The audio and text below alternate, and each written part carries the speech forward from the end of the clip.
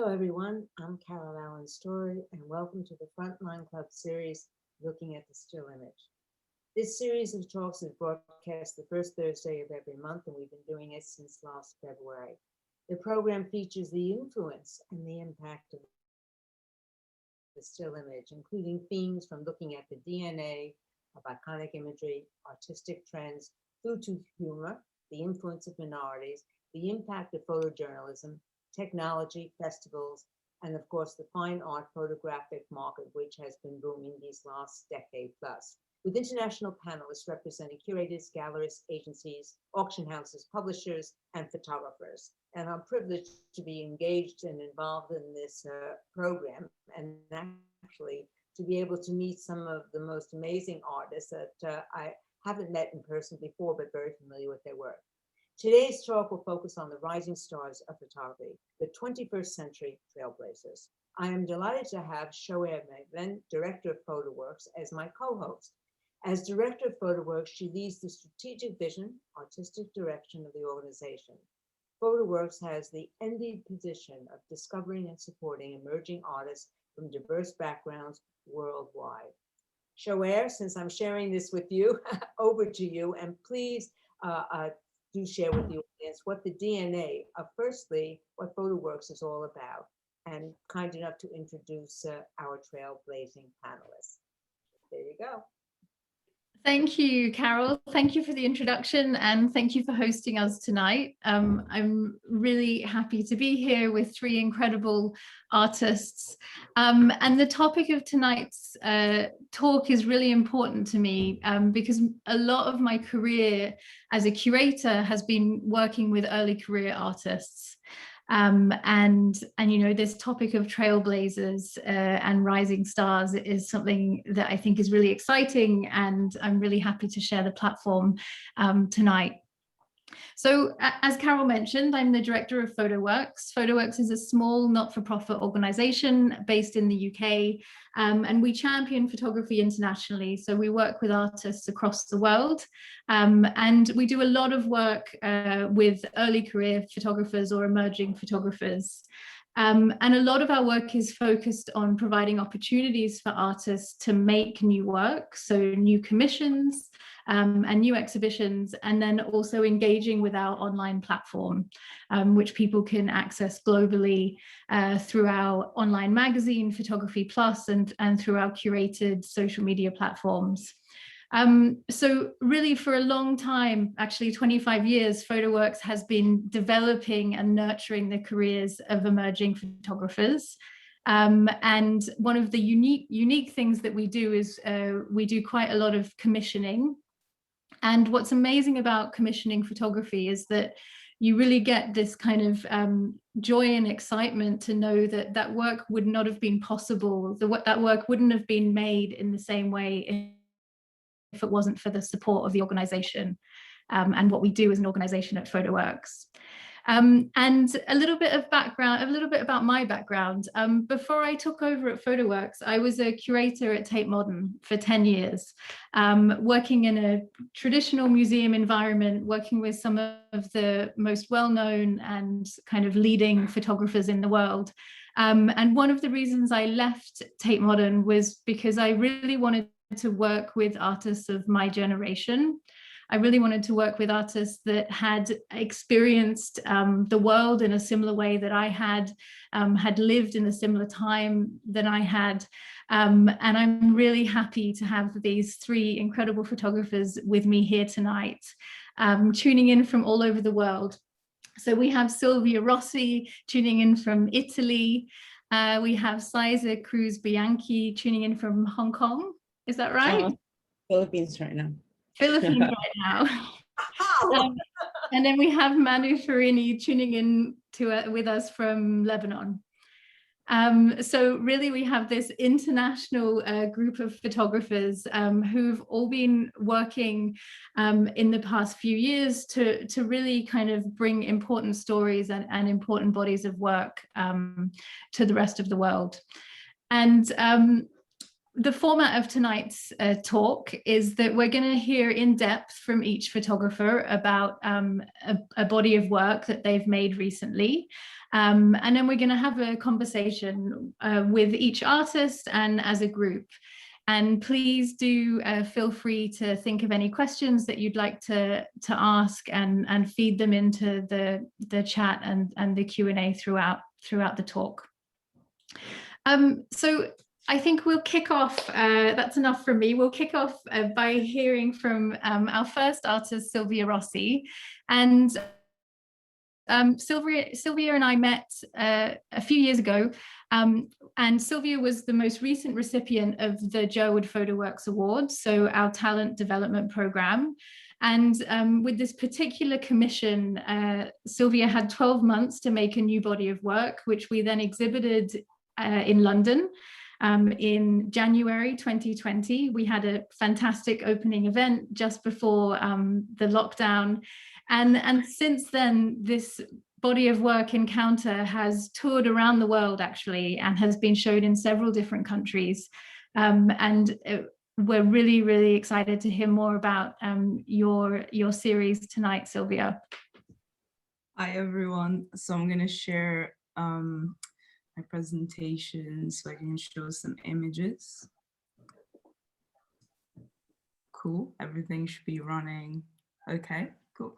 So yeah, this is an installation shot from the show I was talking about. This was the exhibition at Jerwood Arts, in 2020. And this is a body of work that I developed as a commission for the Jerwood and PhotoWorks Awards.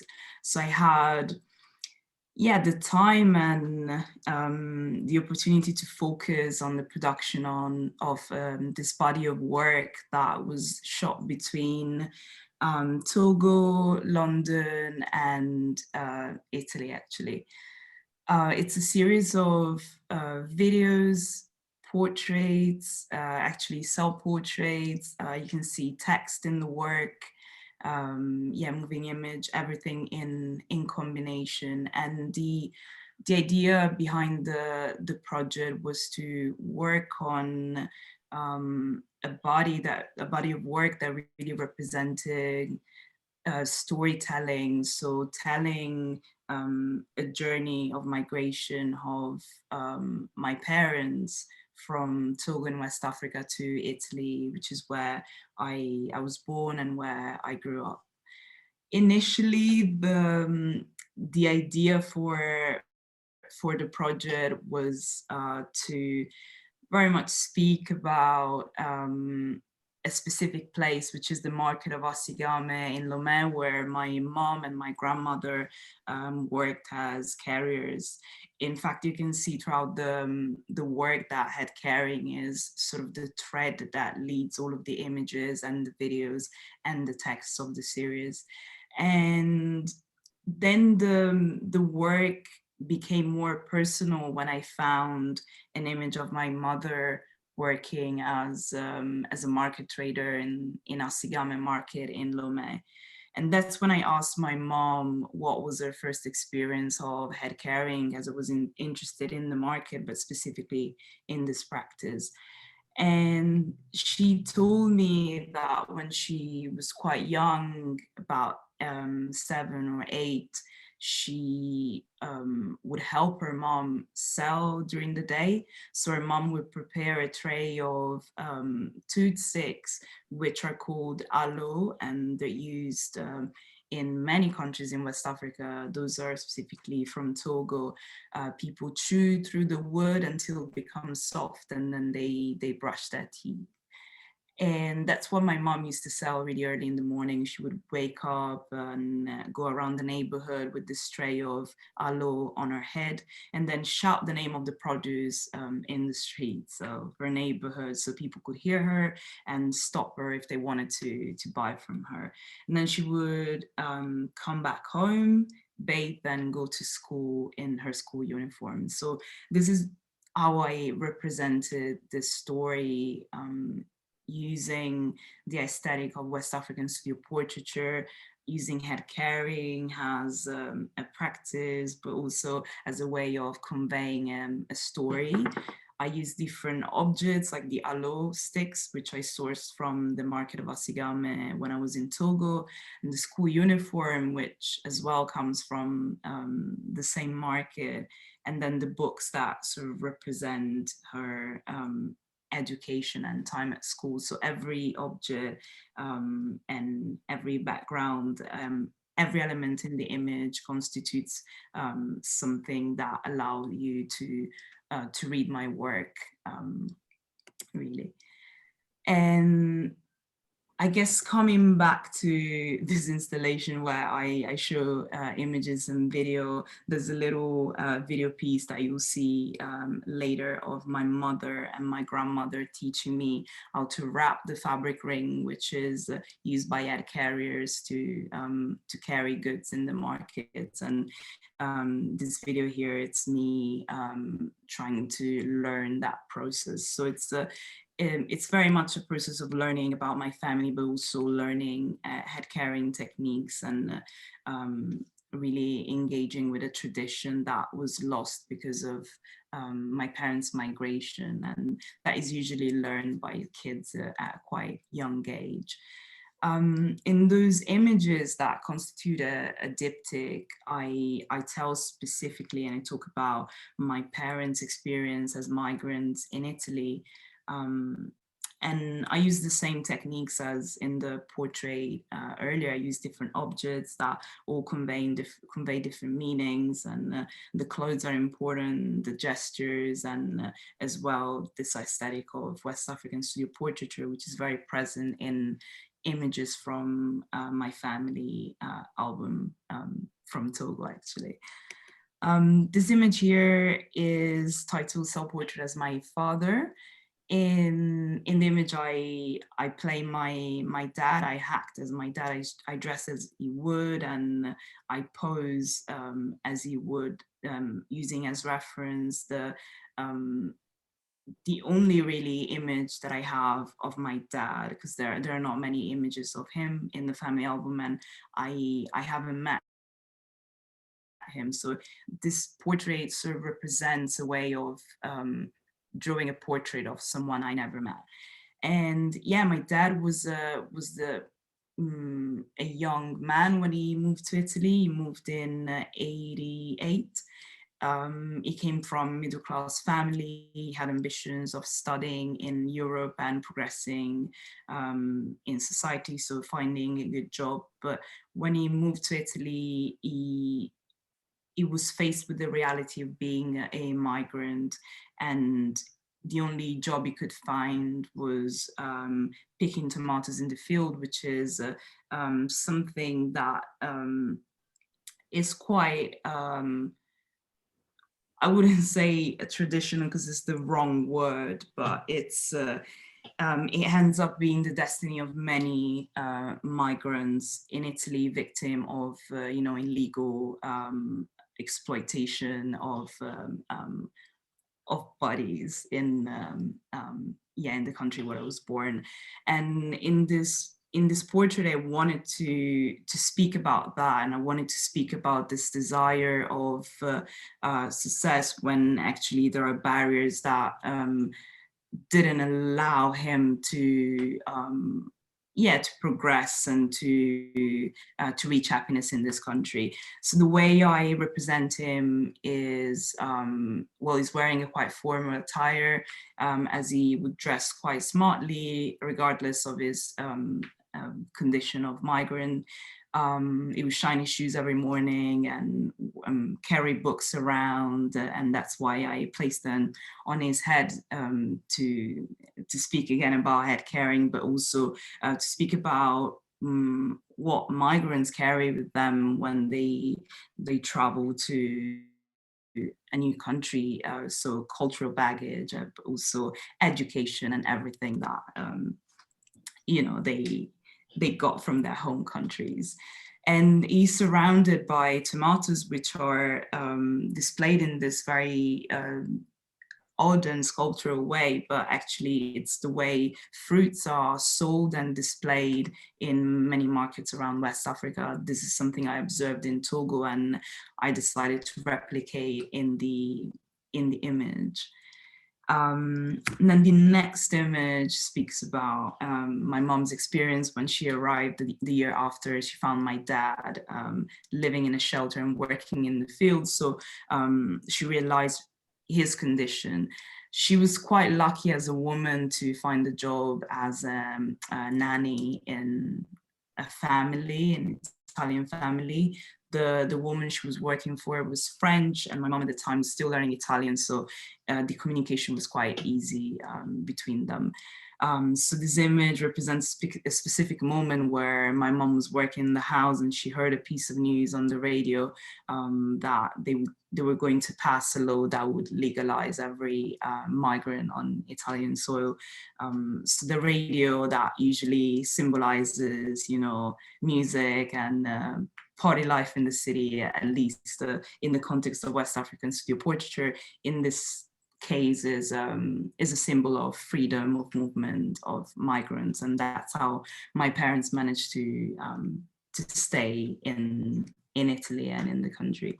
So the work, it's a bit a journey between family histories, but also encounters with head carrying, and this beautiful practice that I observed, not only in the market, but even in the street. This an installation that I created and comes from a memory of meeting a woman that was walking on the streets in front of me, and she had her bag around her arm, and then she got tired of carrying it, so she just placed it on her head, almost as a gesture of liberation. And yeah, I was quite fascinated by this practice, so I decided to replicate it using my own body and using a combination of photography and moving image to make this experience and this memory complete, as memories are usually stored in your head in movement, but sometimes in stillness. So this is kind of a more complete experience of that encounter I had. And this is the last video piece that I worked on, and that is part of the exhibition and of the series. And it's another encounter that I had with a woman that was walking around the garden with this tray full of clothes, and she received a phone call. The phone starts ringing, so she just placed the load on her head, and she reached the pocket to grab the phone, and she just started chatting on the phone. And when I saw this scene, I just thought it was amazing. It was almost like the tray became an extension of her body, and she was able to engage in multiple actions and multiple, you know, tasks at the same time. And obviously I found this interesting because of my position as someone that grew up in Europe and not in West Africa, where all of this is quite natural and familiar. But yeah, I guess I'm also quite aware of that, and that's why it's in the work. And yeah, this is the series. Fantastic. Thank you, Silvia. I just have a few questions for you.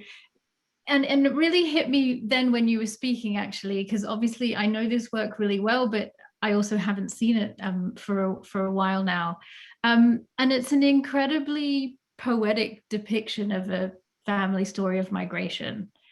Something that can be, migration is very complicated, and there's lots of different layers of feeling that go along with it.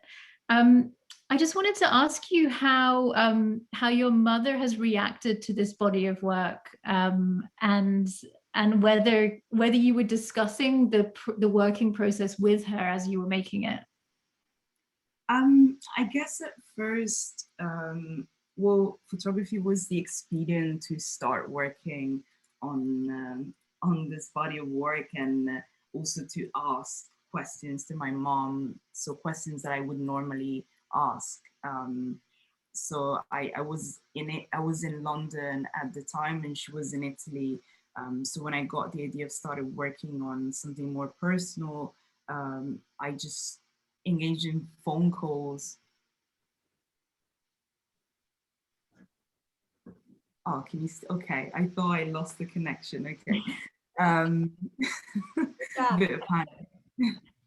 Just lost the share screen. Okay, so I was engaging in a conversation over the phone with with my mother, and it was quite natural because it was almost as we were chatting and we had an excuse to speak about yeah, things that we wouldn't normally discuss. And I would take notes, not because I felt like I was interviewing her, but just because I was afraid to forget names and locations and all of that. And then when she came to the opening and she saw the work, and I guess she was quite overwhelmed in seeing so many people in the room, because yeah, this is still from the exhibition, but the room wasn't that big and there were so many people in the opening, and I guess she was happy that I was telling her story, so that a piece of my family's journey in Europe was recorded in a way, even if this is not a coherent or, you know, true account of that story. It's just an interpretation. So it means she processed the story and I did as well. And that's the result of our collaboration in the way, even if she's not present in the images. If that makes sense. So I'd like to raise a question. I went to the show, of course, and I was overwhelmed of the elegance and the poetic way that you were depicting a subject that gets very negative press, which is migration. It's sort of about people exploiting systems and so on. And your visualization of your parents, and you said that your father was middle class, educated, well read, and so on. They're bringing a very different perspective to what people perceived as migrants, as people. For me, it elevated that migration isn't about desperateness of seeing the worst of what they show on the news, but it elevated it to another level. There are many reasons why people migrate and are looking for a different way of life. Within this whole context, what had you taken away on a personal basis of why you think it was important for your parents to migrate? What were they looking for to improve their quality of life, or a change of what their life was all about? I guess the whole reason why I started working on this body of work was thinking as myself as, you know, a European, and wanting to understand why are the reasons why I find myself living in Europe as a Black person now. So it was very important for me to understand the reasons why my parents migrated. And I didn't quite came to an understanding, a complete understanding of that, because obviously I don't have my dad's account, and he was the one that really wanted to move to Europe. And my parents come from a country where, well, is a democracy, but then none of my parents have ever voted before moving to Italy. So that tells you something about what their future prospects were going to be if they stayed in Togo. And all the time we go back and my mom sees friends, she says, do you see her? She was richer than me when we were growing up, and look at her now. So there's this idea of not being able to progress, even if you started with very good cards from the start. So I guess, yeah, that sort of explains my dad's reasons, and my mom She just wanted to follow him because he was family. And yeah. Well, thank you for that.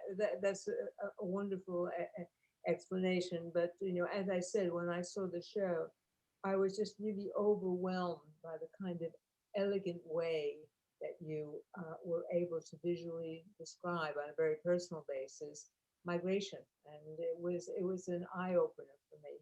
Thank you for that. Thank you. Thank you, Sylvia.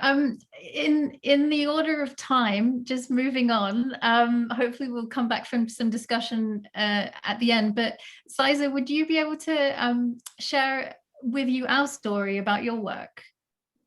All right. Hi, everyone. Good morning. Okay, so I want to share you this body of work. It's We Are Like Air. It's very it's connected with what Sylvia have just presented a while ago. So we are like air because migrant workers are just like air, important, a necessity, but unseen. So this is actually a book. This is my first book, and also it was exhibited in a lot of different places. So it centers with the story of my mother, Georgia, who's been working in Hong Kong for 26 years now, I guess, since she left when I was 8 years old. And it's a very typical Filipino story of migration where one of the parents leave and then the other is left behind together with the children. So it's also a story about my father, because in the Philippines, there's this thing where it's very patriarchal a little bit, but the reality is it's very matriarchal because it's the mothers to actually control the household. But still, when you look at it from the outside, feels like the guys are the macho one. But I decided to include the story of my parents because I want to focus on their love story. So even though they're physically separated for like 20 plus years, they're still together and they're still in love. So I think that's one big deal when it comes to migration, because a lot of problems comes uh, when families get separated. The other person suddenly find another family or another woman or another man, and it's okay. But I just want to highlight that people can still stay in love. Anyway, so this is a photo of my dad taking care of his grandchildren. So he's a good father, and the reason why I wanted to highlight his story as well is to avoid emasculating him, because they changed role. My mother was the one who provides financially, and my father was the one who provided us with love and care that my mother was not able to give us when we were children. And so with the book, I showed a different comparison of their lives, that they're living in two different places, but they're doing the same thing. Like my father's taking care of his grandchildren. Meanwhile, my mom is taking care of someone else's grandchildren. And then, of course, this is their photo together. One of the few, my mother goes home once or twice once a year. So they are still very much together. And the story of We Are Like Air is to show that migration can be a cycle. So in our family, when my mother left when I was 8, I became a mother to my siblings, but then when I turned 19, I became a migrant worker myself. So it was a cycle of migration, and one of our goals is actually to cut that cycle. That's why my sibling and her children, we try so hard to cut that cycle of being left behind. And of course, within the book, I also showed stories of distress or migrant workers being abused, because that's the reality of migration. Not everyone can have like a good life or a better life like us. Like in this photo, you can see the photo of a migrant domestic worker who got burned on her back with a boiling hot pot of soup in Hong Kong. I also tried to show in the book that migrant domestic workers are not just their jobs. They are women. They have personalities. They have other things that they want to do in their life. Like every Sunday when you go in central Hong Kong, you can see them joining beauty pageants, wearing these amazing artistic works that they have done during their time off. Like they only have like one holiday every week, but as you can see with this elaborate angel wings, I don't know how they did that, but it was just beautiful and amazing. And of course, they dance, they under bridges, they try to make space out of the city that doesn't really accept them. And then of course, they try to fight for their rights. And I extremely believe that these women, even with the little rights that they have, still go out on the street and fight for it. That's courage. That's pure courage, because whenever they go out and join rallies or protests, they are actually risking their jobs. So these are very courageous women. Because in the book and in this project, I really want to celebrate migrants. I just don't want people to see my migrant workers as victims, because it kind of like dehumanize them. It kind of take away the fact that these women are champions on the both sides of migration, champions in a way that they're the ones who are carrying the side of their family and also taking care of other families. They're the axis. And of course, it's 8 chapters of stories interwoven together. So this is another photo of a family in Hong Kong. So this is a wonderful story because the woman here, this is Ada, and this is Grandma Joe. Grandma Joe took care of Ada when she was 4, and when Ada until she got married, and when Ada got a baby, Grandma Joe is the one taking care of that baby. So it was like, a full circle. So it's beautiful. And of course, the stories of mothers and daughters being separated but still trying so hard to be together. Yes, these are some of the photos, and this photo is the hardest photo that I've ever took in my short career because I do think that I know how a camera works, but at this moment I was crying so hard because it was my mom saying goodbye to one of her grandchildren, and because she was saying goodbye at the airport, it kind of reminded me of the traumatic time when my mother was saying goodbye to me every year. So I was also like really emotional, and I included it in the book because photography is not just about sharpness, it's about the moment.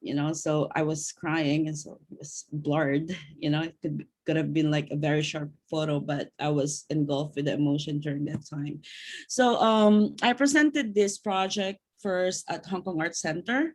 So as you can see in this installation, I put together different images and we wrote some text on the image. And because in my practice, I try to be collaborative, most of the time, I asked my mom to actually write on the images. She was the one who wrote this text.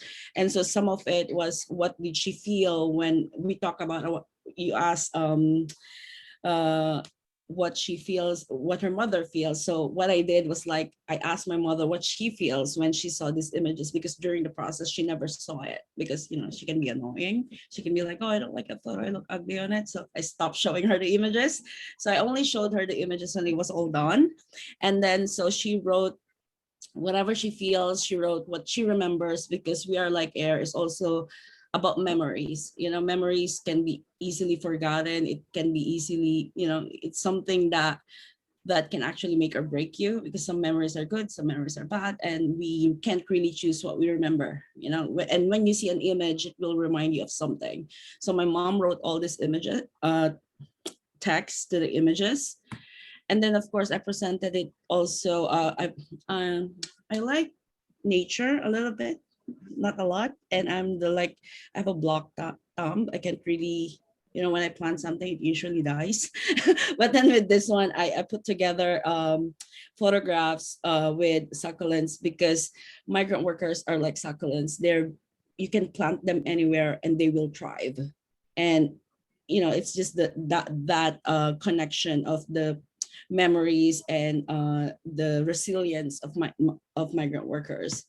And it was also we also did some text with it, where I took out some quotes from the people that I photographed and I documented, and we projected it in a wall in New York. And then of course we did some French embroidery from one of the photos, where everyone can actually, who visits the show, can interact with the embroidery and help with finishing that embroidery, because in migration, it's not just a one-way street. It should be collective effort from both sides, from the migrants and from the host country itself, from the home country to the host country. So this is one of my favorite. We did this spraying installation because my mother is a Catholic, but because she works in Hong Kong, and one of her works is actually praying to the gods of the deities. Like, this is a Wong Tai Sin, so where you ask about the future, it's like a joystick. So she does this every day in her job. So I put together an installation where people can do whatever they want. And so when we did this installation about religion and migration, it's the connection of religion and migration, because with migrants, we usually take our faith with us. But what happened to my mother was her faith was left behind as well, because she learned to pray to another person's God because it became a part of her job. So I put it in an installation in my Kirsten's Park Gallery in New York, and I was amazed when everyone started praying on it. I don't even know if they understand what it means, but they started praying on it. And then I realized that Asian culture are still seen as something exotic.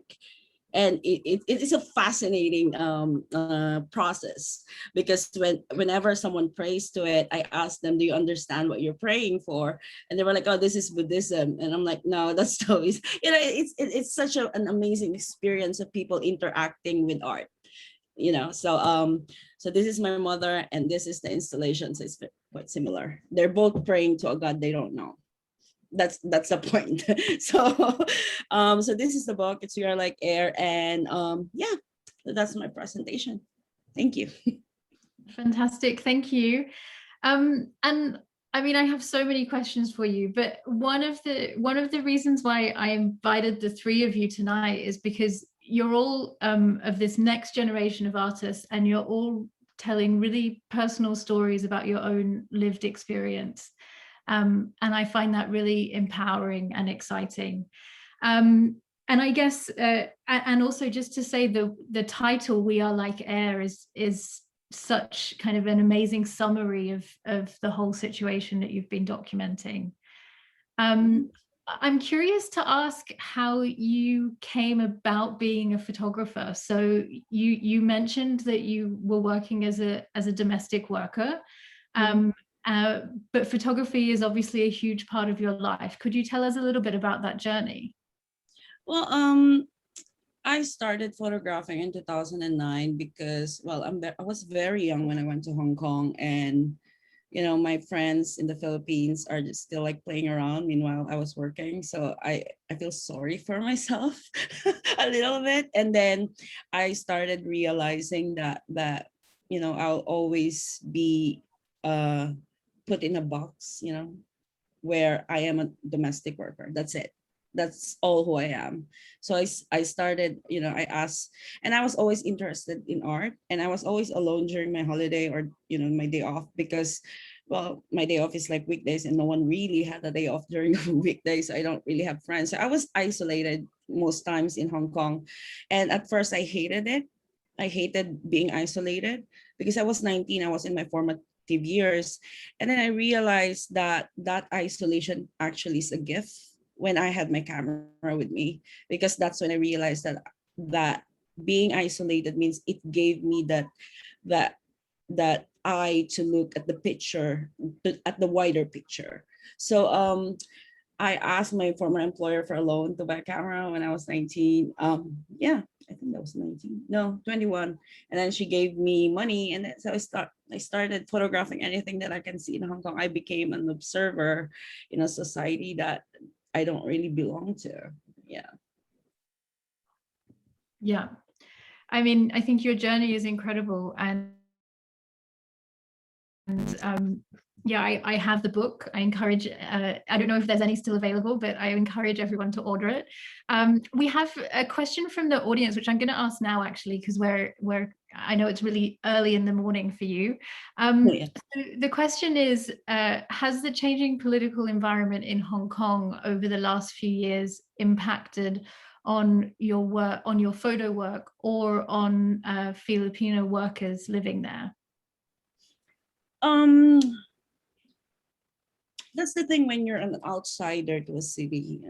Sometimes even when they're fighting for something, you're not included because they're so used of not including you to anything. So it doesn't really affected the it politically didn't affect the migrant workers in Hong Kong. With the pandemic, it did. It becomes worse for them because employers are not going out, so they're just stuck in those tiny spaces together. And when you're seeing someone for 24 hours a day in a very small confined space, then abuse can happen. So the pandemic changes it. It made it worse. The changing political changing is such a it's such a well the political era nowadays. It doesn't really affect the migrant workers in Hong Kong because they're always been excluded anyway. Well, it becomes more difficult for them to when during the protest. It was difficult for them to have a holiday because they have nowhere to go because there's protests. Yeah. Thank you. And could I just ask one last question? Do you now travel? You do several different projects, and do you travel regularly to do those projects, or are you still looking kind of internally on your family or your close friends? Well, the reason why I did the book actually is because I've been documenting migration since 2014, and I got tired of answering questions about it. So I was like, let me do a book. And whenever you have questions about it, just look at the book. Now I'm just kidding. I think the book was the cathartic phase of doing migration projects. I know that I'm still gonna do it. It's still very much related to other projects that I've been doing. But when I did the book, I was like, this is it. Like this is me looking at my internal story. This is me looking at my own family. And it was really hard because it was such a difficult practice of vulnerability. Because when you're a photographer, when you're an artist, it's easier to create work out of other people's experience, I think, because it doesn't really concern you. Like after that, you go back to your own life and then that's it. You leave that experience to these people. But when it's your own experience that you're sharing to the world, you're actually opening up yourself to a lot of hurt, a lot of disappointment, a lot of bashers, a lot of trolls. So it was a difficult journey to be vulnerable. So that's why when I was done with the book, I was like, enough. I'm not gonna do this for a little bit longer, but I keep coming back to it. I think it's who I am.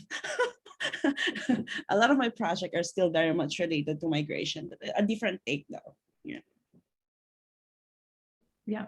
There's just one comment. I really welcome your thoughts on the show. Where we're looking so far at two artists, very, very powerful work, and both works extraordinarily personal. It relates to their world and their life.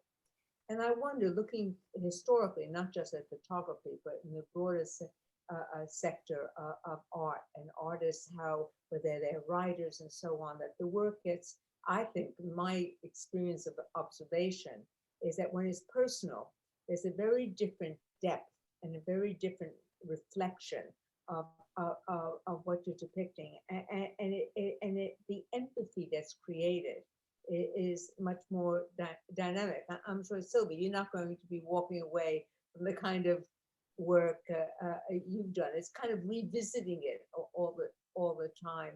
And I wonder if that's a common denominator about how you create work, where there's something that draws you to something that's very personal and you become engaged. We can come back to it later after show, but it's just something for us to all think about. So carry on before I interrupt a reason before we get to our next artist. Thank you, Carol. Manu, I'd love to hear more about your project. And actually, you also have a project about domestic workers and migration, but that's not what you'll be speaking about tonight. But I do think there's a lot of connections between the three of you, all in different parts of the world, but making work that is really really in-depth and engaging. Manu, I'll hand it over to you. Hi everyone, thank you for having me. 1 second.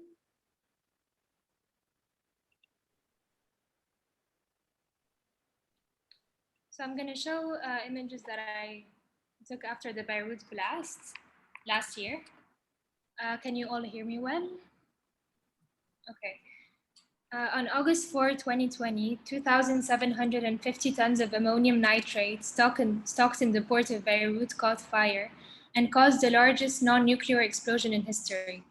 A result of governmental negligence and corruption, the explosion caused at least 200 deaths, 7,500 injuries, and rendered over 300,000 people homeless. The following photographs were taken in the aftermath of the explosion.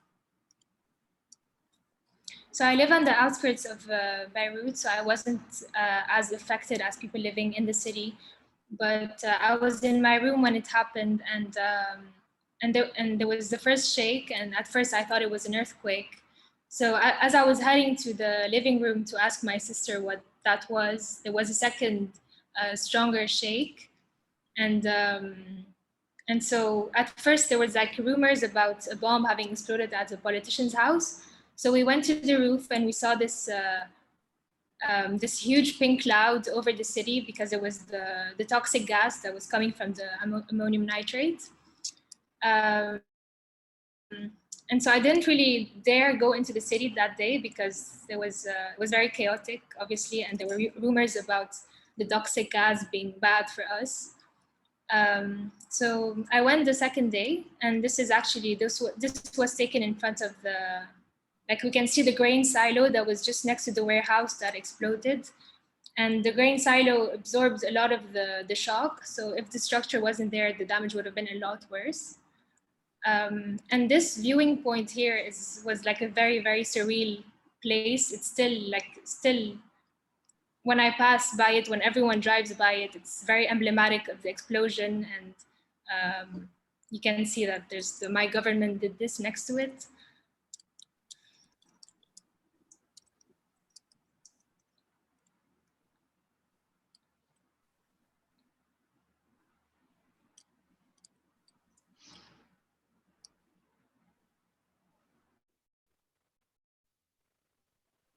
So I was taking pictures for myself, like as I was walking in this crime scene and seeing fingerprints, blood prints everywhere, and glass, people sweeping, and like there was this very, we were walking on glass and trying to understand how this very familiar place was suddenly transformed.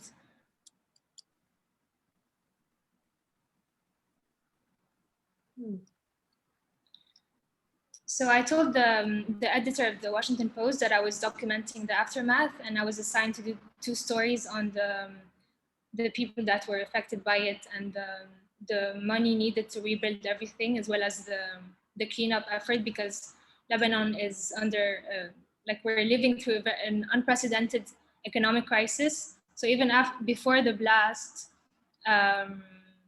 we were bankrupt basically. So the government didn't participate in the cleanup and rebuild effort.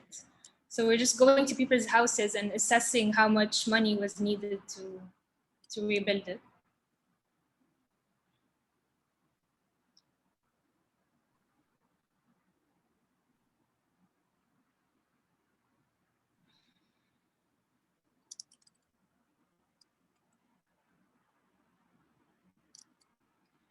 This is a woman who lost her son during the explosion. He was stuck under the rubble for 2 days.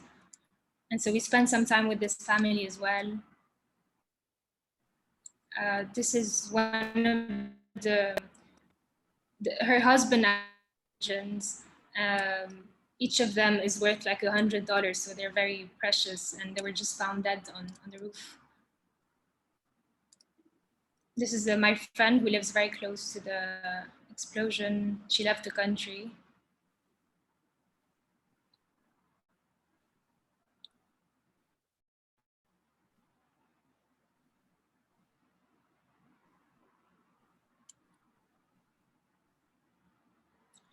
So on August 8th, 4 days after the explosion, there was a huge protest and demonstration in downtown Beirut to ask for accountability, and people were already grieving, and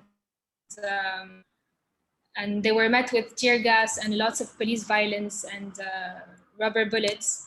And so I didn't go to that protest. I was photographing this man, and he was showing me the broken statue of this fancy statue. And in the background, we could see like the clashes between the internal security forces and the protesters. Yeah.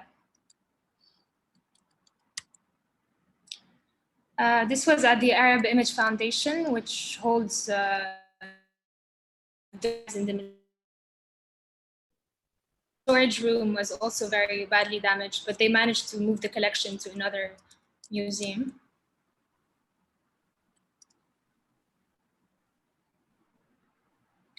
This was taken at the office of the national newspaper. That was the last floor.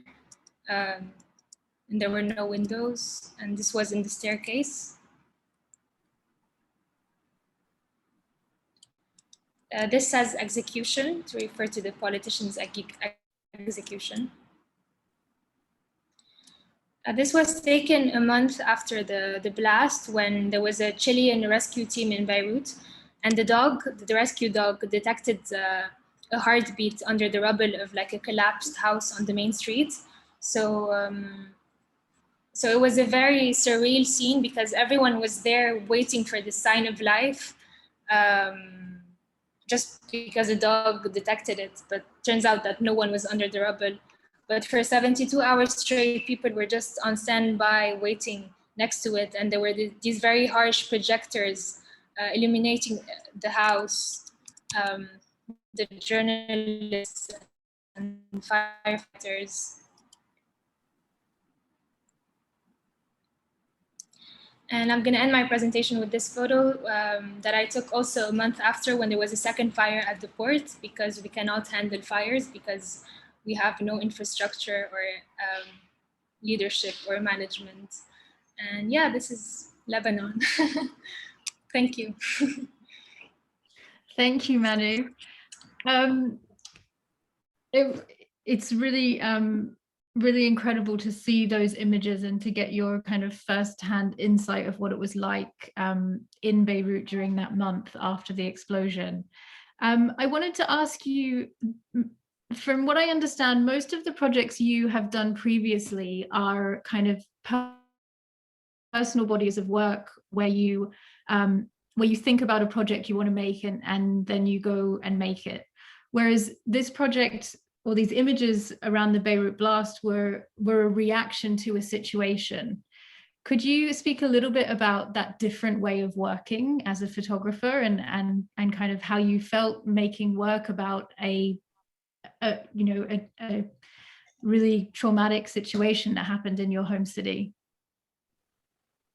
Yeah, I wouldn't consider this to be a project because I was just really, it was very instinctive to document everything after the explosion, but I did it like nonstop for a month. So I guess I have a series of images that are the result of that. So we could call it a project in a way, and because I'm selecting them in a certain way. But yeah, what did I wanted to say something, I forgot. Yeah, it's really a project. It's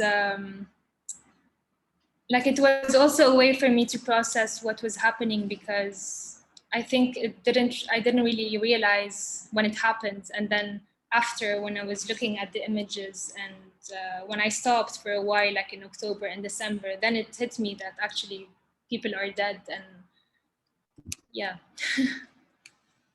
Yeah. If that makes sense. I don't know if it answers your question. Yeah, I guess that's something that kind of connects all of your work, is that it's really about this, in a lot of ways, I think it's about working through a personal experience or working through an experience that your family has gone through. And I think photography is a really important tool to do that. And yeah, I guess one last question for you, Manu.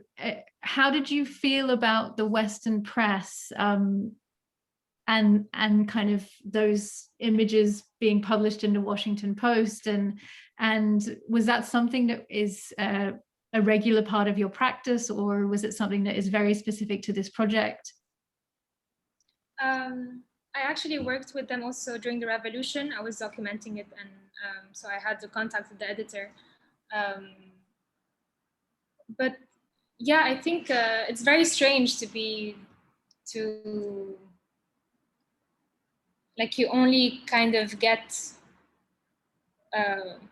exposure, I mean, as a country when something happens, whereas now, like I could be assigned on a weekly basis to document the economic crisis, for example, but it's mainly for just like a scoop and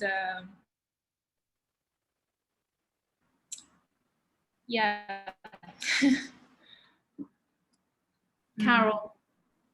I've been to Beirut a couple of times, probably before you were born, as a matter of fact. I don't know what your exact age is, but you know, Beirut has been under siege these last 25, 30 years in a very significant way. And what had happened, what you had documented, was just sort of like one more kind of disastrous things that the inhabitants and the residents of the country have to deal with.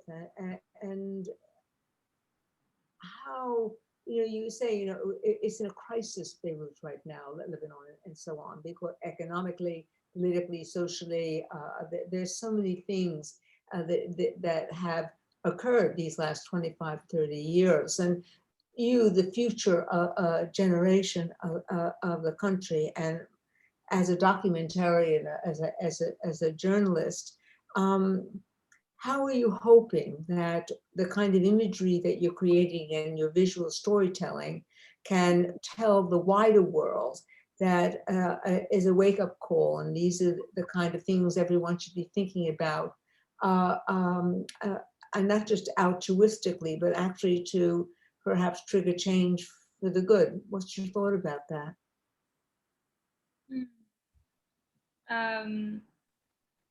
I don't think images have the power to do that, because I mean, I do hope that through my projects, the outside, like the West would know about what's happening, but people know, and we're just under we're like held hostage by politicians, because the Lebanese lira lost 90% of its value since 2019. So we have a hyperinflation. We can't access our money from the banks. And there's also a fuel crisis. People wait in line for hours and hours. And like it's very dangerous for me to just go, and especially now, like the security situation is very bad. People are getting kidnapped just for documenting the fuel stations, for example. So it is a very tricky situation, but I do feel like I have an important role in it, but not in a purely documentative way, but more in a personal, like how I take in things and process this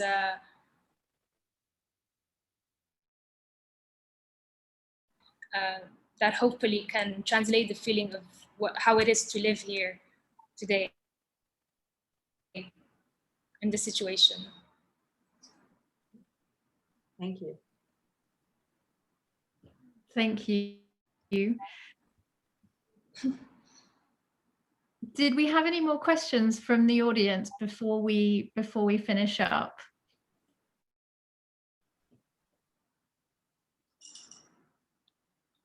No, my God. Well, I'm going to have a few questions then, Joanne, if you don't mind. This has been one of the most interesting and dynamic talks that we've had. All women reflecting on what their observations have been, where they have experienced different things in a very different way, and their interpretation. And looking out, I mean, I'm just curious, you know, Shoair, you're at the cutting edge, I think, and you know how much I support and care deeply about what PhotoWorks does. I think you are the cutting edge of supporting these new thinkers, these trailblazers. And I hope you all don't mind my using an expression that's very American, a trailblazer, but I am a Yank, so there you go. Too many years living in the UK, but I'm just thinking about the role that you're playing, giving insights of what your lives have been like, what you have to manage, the very personal kind of feeling, and how you are now looking, all of you, about the trends in photography. Manu, you said something really interesting, and I feel a bit differently about this. Is I think an image can trigger change for the good. There's a very well-known iconic image done by Nick Ut of the girl running away from being attacked by napalm in Vietnam. And the editor of Life magazine had the courage to run it without getting permission from the publisher. And it triggered change where the war in Vietnam became a no-go, and Americans rose up and we said, we've got to end it. So I think your imagery, and it's very powerful, can make people think about where it can carry it and what you can do, and not to just think, oh, you can't make change. I think visual storytelling is more powerful than words. When you see it, there's resonance and you relate to it. I mean, how do you feel, Shaware? I mean, you're so engaged with this all the time, every day. Yeah, I mean, I always think about this question of can photography trigger change? And there's definitely not a straightforward answer to it. But I think what's really important is to give photographers a platform to share their work, and an unedited and unfiltered platform for them to share their work. So that's what we try and do at PhotoWorks, is we try and just give artists an opportunity and a place to make their work public and reach a wide audience. And hopefully that sparks different networks and conversations about really important issues, and hopefully also allows photographers to keep working and keep making projects, and keep revealing these projects.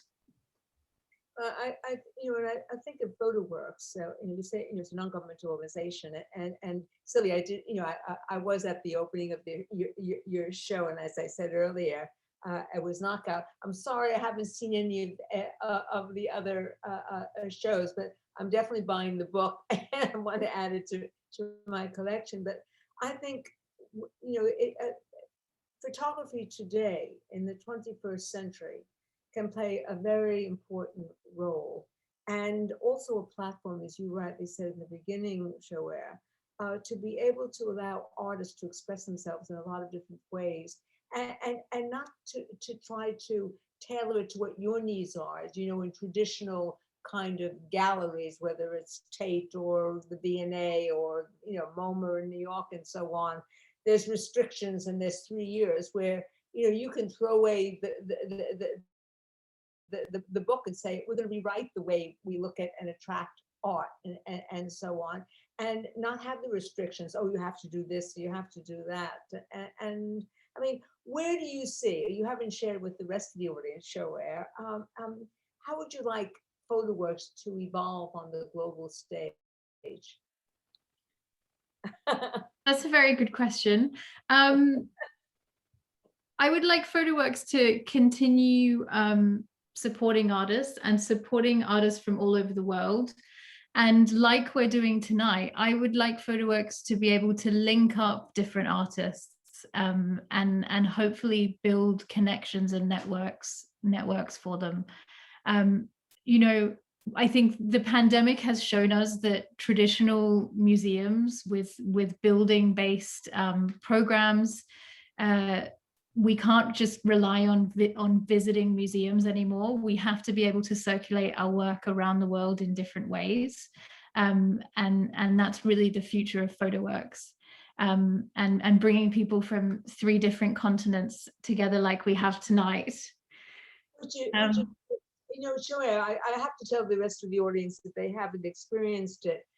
There was going to be a big 25th anniversary of PhotoWorks, and because of the pandemic, Shoair, who thinks totally out of the box, decided and created the most amazing, I'm calling it an exhibition in a box, it's the wrong name, so forgive me for that.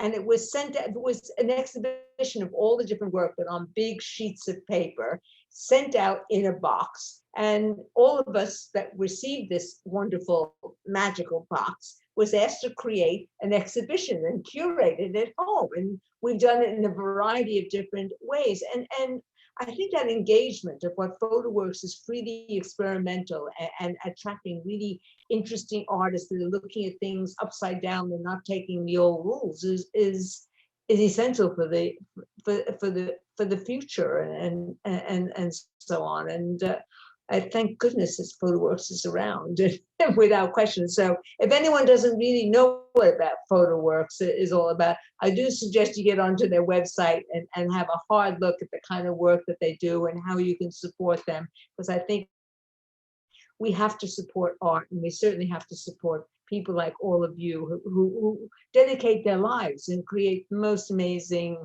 poetic work. And thank you all for that, especially Shoair. You've taken the pressure off me tonight. Thank you for that too.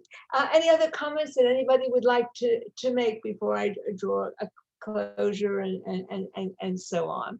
I'd like to take all this opportunity in the background where we don't see is Pranvira Smith, who is co-founder of the Frontline Club, and I know for quite a long time, and she gave me the invitation to come and host these talks. And we do it the first Thursday of every month. We may be taking a small break in August and then back after that with a whole series. So I do keep in touch, and Pranvira will definitely be sending out bulletins and social media announcements of what we're going to see. But some of the stuff that we've already got lined up is going to be a bit of fun. I'm going to be in Africa, working there in Zimbabwe and in South Africa, and it's going to be about conservation and what's required for all of us to take a more active role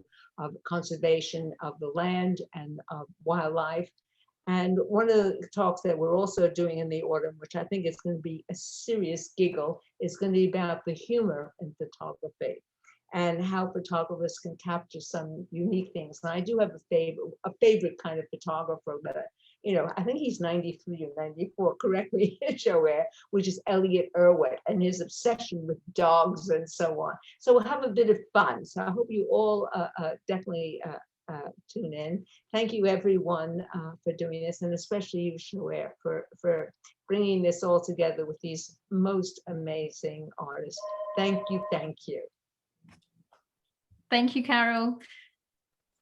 And thank you, Manu, Xyza, and Silvia. I hope to see you all soon. I have to find out I get the book. That's the most important thing.